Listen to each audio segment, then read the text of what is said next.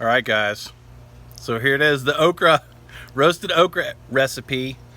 I found it today. Got lucky, right? Super lucky, lucky spice. So we're doing roasted okra with salad tomatoes. This little bitty tomatoes, some sweet onion tossed in olive oil, tossed in a lucky Cajun, and then we finished it with a little good vinegar. And we're going to talk about good vinegar after the episode, or after the cooking bit, because it's important. Good vinegar is important. It's a way to increase the quality of your food without really adding anything bad, that might be bad for you. All right, so here we go. Roasted okra. All right, here we got our okra.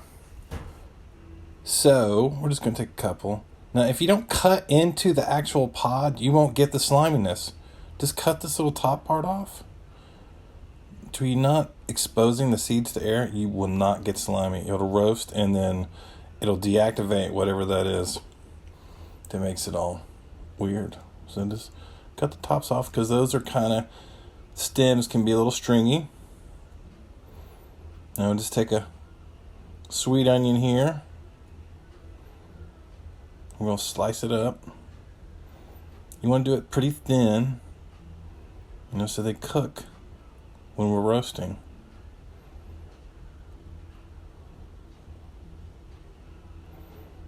All right. Now we're going to add our extra virgin olive oil. Just a little bit. You don't have to add a lot. I'm not trying to fry it. And then we're going to add some lucky Cajun. Just sprinkle it on. It's going to add a lot of good flavor. And stir it up. Stir, stir, stir.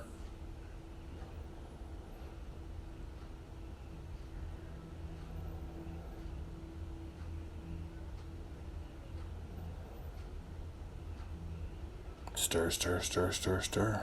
And then we're going to pour it on our pan. All right, so I got a little silicone pad. You don't have to have that, but it just makes it easier for cleanup. Make sure you don't have food sticking on your pan. They're not that expensive, maybe $10 for a set, $15 for a set for two of them. So we're going to move the larger pods to the outside, because it's going to be hotter on the outside of the pan than it is on the inside of the pan. And some of these might not end up being tender. You cook it for 425 for 15 minutes. Now we're going to pull it out. We're going to have our little tomatoes. They're starting to cook. They're got the skins pulling off there, so you know that it's hot and doing what it's supposed to do. And the okra isn't tender yet, so it's not ready. We're going to mix it up. Generally 30 minutes is enough to do it, to get it all going. Just make sure it's spread out. You don't want to have it all stacked up on top of each other. You want to give room between the vegetables. 15 more minutes. Now we're looking good. See how everything's kind of getting darker, softer. The onions are tender. The okra's falling apart. You know it's done. So it's looking good. Looking good.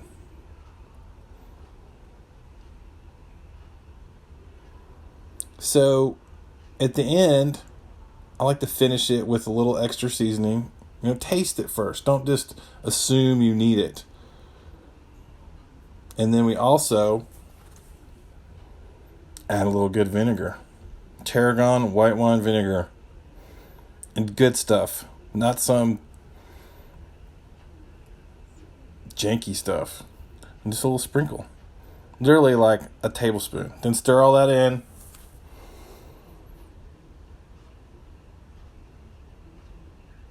And serve it. You can serve this with rice.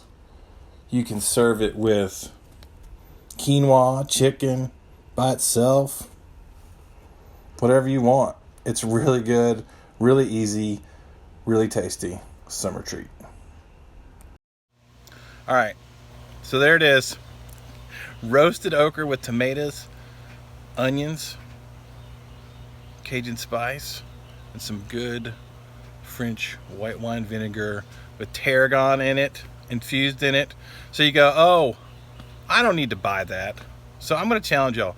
If you are not convinced that it tastes better, then go buy a bottle of cheap vinegar and go buy a bottle of good vinegar and put a little bit in a spoon and taste it. So every ingredient that you're adding to a dish increases the flavor.